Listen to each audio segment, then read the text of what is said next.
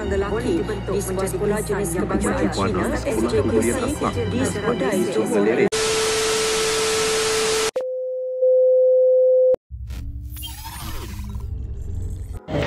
Assalamualaikum warahmatullahi wabarakatuh dan selamat sejahtera.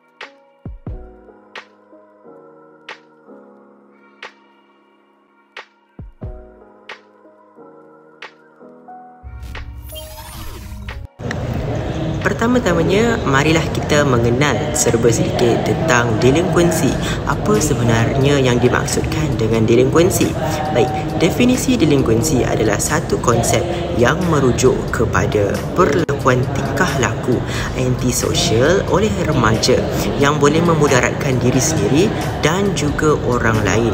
Dan perkara ini juga akan memberi kesan kepada jenayah yang mereka lakukan. Tidak lupa juga, definisi delinkuensi juga adalah seseorang yang telah menyeleweng dari jangkaan-jangkaan moral dan sosial sesebuah masyarakat. Jangkaan ini adalah dalam berbentuk undang-undang, dan definisi yang ini adalah ditafsirkan ataupun didefinisikan oleh salah seorang tokoh yang bernama Herman Score pada tahun 1982.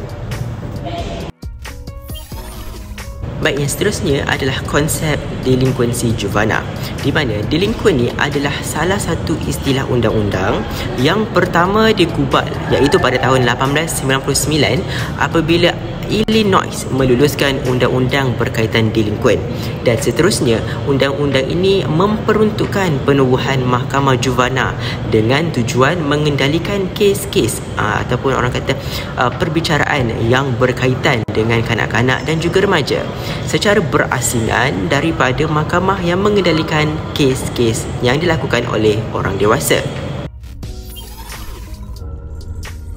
Baik, kita beralih kepada satu lagi subtopik, iaitu beberapa contoh tingkah laku yang berkait rapat dengan delinkuen. Yang pertama adalah membuli, seterusnya merempit, mencuri, dan yang terakhir adalah aktiviti seks bebas.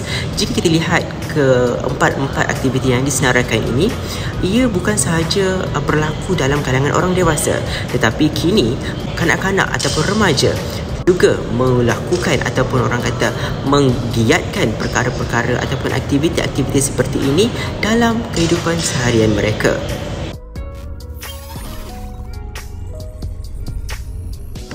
Kini kita beralih kepada subtopik yang seterusnya, iaitu faktor-faktor berlakunya delinkuensi. Baik, setiap apa yang berlaku pasti ada punca, pasti ada faktor yang mempengaruhi perkara itu untuk terjadi. Yang pertama adalah pengaruh ataupun didikan ibu bapa itu sendiri kepada anak-anak. Yang seterusnya adalah diri sendiri, iaitu personaliti ataupun perwatakan ataupun kemahuan anak-anak ataupun remaja itu sendiri. Yang seterusnya adalah penggunaan media massa yang kurang berkesan, yang lebih menjurus kepada ke arah negatif. Sekarang kita beralih kepada langkah-langkah pencegahan awal aktiviti delinkuen. Baik, yang pertama adalah tidak lain tak bukan didikan ibu bapa kepada anak-anak, di mana ibu bapa merupakan orang yang paling rapat dengan anak-anak, dan ibu bapa juga orang yang paling berpengaruh untuk membentuk peribadi anak-anak ke arah yang lebih baik. Seterusnya adalah memilih untuk berada dalam persekitaran yang positif, di mana kita sebagai seorang manusia mempunyai pilihan untuk memilih jalan hidup kita sendiri, dan kita juga mempunyai pilihan untuk memilih persekitaran ataupun rakan-rakan kita yang mempunyai fikiran yang positif serta tingkah laku yang berketim mulia. Jadi kita perlulah dan sewajarnya memilih ke arah yang boleh memberikan manfaat kepada hidup kita. Yang seterusnya adalah penggunaan media sosial yang berkesan.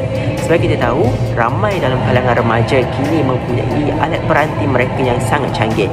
Jadi mereka seharusnya menggunakan setiap alat peranti dan teknologi yang mereka punyai itu untuk digunakan sehabis baik dan bukan untuk tujuan yang ke arah negatif. Itu sahaja daripada saya. Sekian, terima kasih.